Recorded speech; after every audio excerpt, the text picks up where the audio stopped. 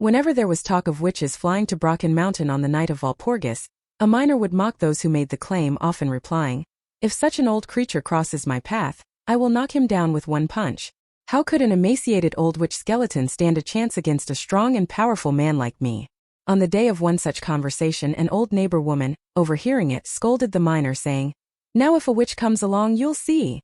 And then, squinting hard, she continued, "It is not so easy to knock down a witch. You must be careful what you say."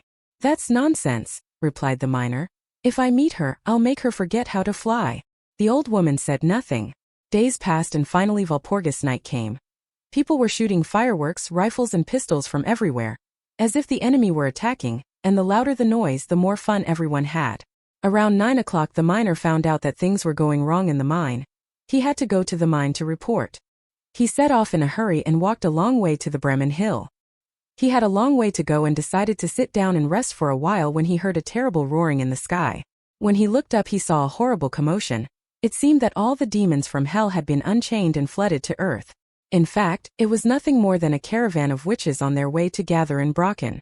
Soon one of the witches came down, grabbed the miner, turned him over, whether he wanted to or not, and mounted him like a horse. Then they joined the caravan and flew all the way to Brocken. The man could hardly breathe. The old witch was so heavy that the poor miner's bones were cracking. When they reached Brocken Mountain, the witch got off his back and the miner collapsed, half unconscious. All the witches gathered around him and danced for hours, and the devil was with them. When the dance was over, they lifted the man from the ground and told him that he must not tell anyone what he had seen there, and then gave him two choices. Would you rather keep silent, or be fried to a golden brown in a witch's cauldron of hot oil? The man, of course, did not want to be fried and vowed to keep silent and not say anything about witches. Hearing this, the devil approached him and told him that if he spoke, death would never leave him. Then the witches stopped caring for the miner and set about doing unspeakable things. As midnight approached, they all gathered together, and one of the witches again rode on the miner's back and flew away with the others. They didn't stop until they reached Bremen Hill near Clausthal, where they dropped the miner back where he had been captured. The man lay there for a few hours to regain his strength. Then he crawled home. When he got home, his wife was already awake and ready to go into the woods to collect some firewood. "Ma'am," he said, "don't go to the forest, I had a bad night. Go into the garden and get some wood for the stove. I am sweaty, I need to change my clothes."